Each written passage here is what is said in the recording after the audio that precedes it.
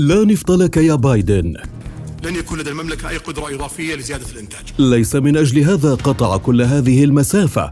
ولا حتى التحالف الإقليمي ضد إيران سيتبلور بسرعة بظل تمهل الإمارات والسعودية باتخاذ قرارهما حيال هذا الملف. أما التقارب مع إسرائيل ربما كل ما بقي بجعبة رئيس أمريكا الذي قبل كل هذا بأيام جهز حقيبته وأوراقه ورتب ملفاته. ركب الطائرة إلى إسرائيل وفي رأسه هدفان: جسم إقليمي يدمج العرب مع إسرائيل ضد إيران، وحل قضية جزيرتي تيران وصنافير بين الرياض وتل أبيب، ما يضع الأحرف الأولى في اتفاقية سلام إسرائيلية سعودية يحلم الرئيس الأمريكي جو بايدن بحضور مراسمها يوماً. سيد البيت الأبيض حقق ما أراده وأعطى الإسرائيليين ما أرادوه، ثم ركب طائرته مجدداً نحو السعودية وفي رأسه 3 أهداف: ألا يصافح ولي العهد السعودي الأمير محمد بن سلمان، أن يقنع السعوديين بتكامل صاروخي بالمنطقة تندمج به إسرائيل ضد إيران، أن يخفض سعر النفط بفرض زيادة بالإنتاج لطالما رفضها ولي عهد السعودية. وما أن نزل من طائرته لم يجد بايدن بن سلمان أصلاً في استقباله، ما أحرجه واضطره لتأجيل الهدف الأول من الخطة. ثم حانت الفرصة عند لقاء بن سلمان، مد بايدن يده وسلم بالقبضة ليحقق أولى أهدافه ويثبت للعالم أنه ما زال لا يكن الود لولي العهد السعودي إثر قضية مقتل الصحفي السعودي جمال خاشقجي. لكن سلام القبضة كان فرح ما تمت بمفاجأة أسمتها صحف قصف جبهة، عندما عاجل بن سلمان بايدن بسؤال عن آخر التحقيقات بمقتل الصحفية الفلسطينية شيرين أبو عاقلة، ما زاد من إحراج بايدن الذي ارتبك مع كل سؤال، خاصة مع توافد زعماء عرب للسعودية أخذوا بن سلمان بالأحضان وأشاروا بسخرية إلى السلام على بايدن بالقبضة، ما حدا ببايدن محاولة التركيز على ما يفترض أنه جاء من أجله، ويأخذ الضوء الأخضر من السعودية حول إعلان القدس ويخفض سعر النفط، وهو ما قرأته روسيا وإيران من العنوان قبل الزيارة. فحذرت طهران واشنطن من تشكيل تحالف عربي إسرائيلي ضدها، بينما حضر الرئيس الروسي فلاديمير بوتين نفسه ليشد الرحال إلى طهران ويعقد قمة روسية تركية إيرانية رداً على القمة العربية الأمريكية. كما لم يفت موسكو أن تذكر الرياض بضرورة عدم السماح لأي دولة بتخريب العلاقات ودق إسفين بين العاصمتين. ما وراء إعلان القدس: لا سلاح نووي لإيران حتى لو تم منعها بالقوة،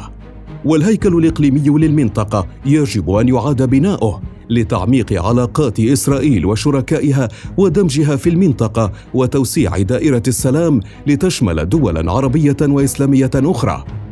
هذه ليست فقط أهم نقاط إعلان القدس الذي وقعه بايدن مع رئيس الوزراء الإسرائيلي يائير لابيد، بل هي الرسالة التي حملها بايدن للسعودية من إسرائيل ومفادها إعادة جزيرتي تيران وصنافير للمملكة مقابل معاهدة سلام مستقبلية أحرفها الأولى تحالف إقليمي ضد إيران. إلا أن الأمل الذي ألقته تل أبيب وواشنطن على السعوديين لم يمنعهما من تضمين الإعلان التزام واشنطن بأمن إسرائيل والحفاظ على التفوق العسكري النوعي الإسرائيلي على الجميع، مع عدم السماح لإيران بامتلاك سلاح نووي وحتى بالقوة، ومواجهة الأنشطة الإيرانية بالمنطقة سواء منها المباشرة أو عبر ميليشياتها ووكلائها مثل حماس وحزب الله والجهاد الإسلامي، قبل أن تعلن إيران أن ردها سيكون قاسياً على أي إجراء ضدها، سواء كان من قبل إسرائيل وأمريكا مباشرة أو من خلال التحالف الذي قد يشكل ضد طهران بالمنطقة. أول حرفان باتفاق السلام. قبل أعوام كان الرئيس الأمريكي السابق دونالد ترامب أول من يطير مباشرة من السعودية نحو إسرائيل، واليوم بات بايدن أول من يطير مباشرة من إسرائيل للسعودية، بعد أن بات واضحاً أن الرياض لا تمانع بخطوة إضافية نحو إسرائيل من دون تطبيع كامل معها، خاصة وأن السعودية أعلنت قبل ساعات قليلة من زيارة بايدن فتح المجال الجوي أمام الطيران الإسرائيلي. وبالطبع لن يكون بايدن المستفيد الوحيد من هذا القرار، بل ستتمكن بفضله إسرائيل توفير الوقت لرحلاتها الجوية المتجهة إلى آسيا. ولأن ترامب أسهم في إبرام اتفاقات سلام بين إسرائيل و4 دول عربية، يبدو أن بايدن يريد أن يسهم بأولى خطوات اتفاق سلام بين إسرائيل والسعودية، بعد أن أحجمت المملكة عن الانضمام إلى اتفاقيات إبراهام لعام 2020 عقب الإصرار على تسوية نزاع إسرائيل مع الفلسطينيين قبل عقد أي اتفاق سلام. إلا أن الإعلان عن استكمال ترتيبات أمنية على جزيرتي تيران وصنافير يبدو أنه كتب السطور الأولى في معاهدة السلام السعودية الإسرائيلية،